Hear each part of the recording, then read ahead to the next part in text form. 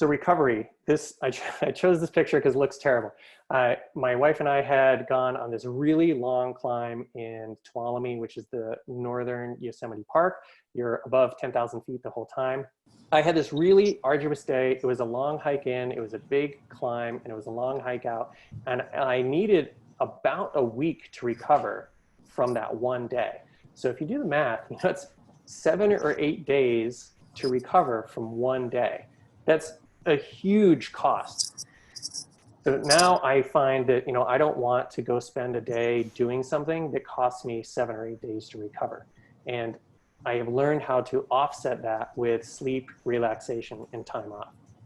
So again, if you're a busy professional, you have a startup, you have some big deal that you need to close or numbers you need to hit, you might be spending 10, 12, 14, 16 hours a day in the office. Or if you're an athlete and you're in competition, you might be at a race every weekend and you're traveling in between.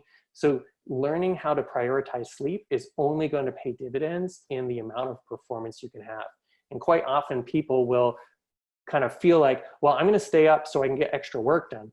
But the longer you stay up, the lower your productivity will be. And you may find that, well, it took 4 hours to do 2 hours worth of work because you were distracted and you're tired and you're getting up and you're drinking more coffee and you're moving around to try and stay awake, or the words are blurring.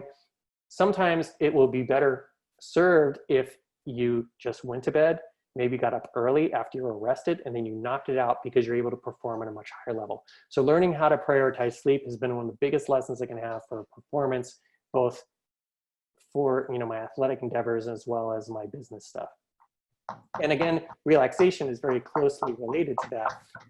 In this instance, if you could see my buddy who took my picture, he was in the exact same position I had.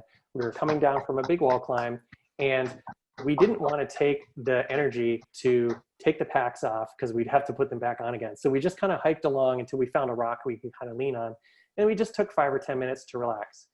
Now we had a long 5+ mile hike, several thousand feet down. So it was going to take us all day to hike out. So taking breaks in the midst of all this arduous activity enabled us to keep going for this long slog. And if we had just gone straight, we probably wouldn't have made it, and we would have had to then, have this big, huge rest. But even though our relaxation periods were short, just kind of like in a long day at the office, you might just take a coffee break. You might go out and just make a phone call, but taking those little breaks to kind of relieve that tension, shaking it off, resetting yourself will enable you to go more. And then hopefully at some point you can relax because you have a weekend or you have a week off or whatever. But again, in those small bursts, that will allow you to reset. And then, as I just mentioned, time off.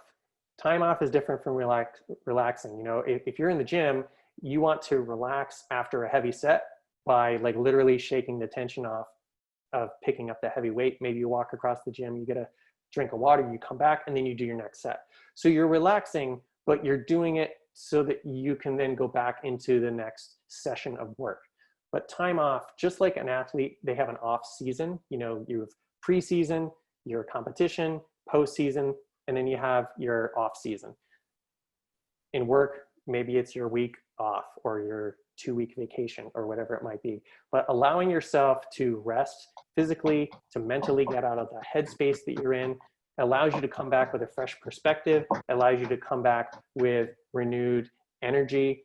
It's just a great thing to program into, again, both your athletic endeavors as well as your professional ones.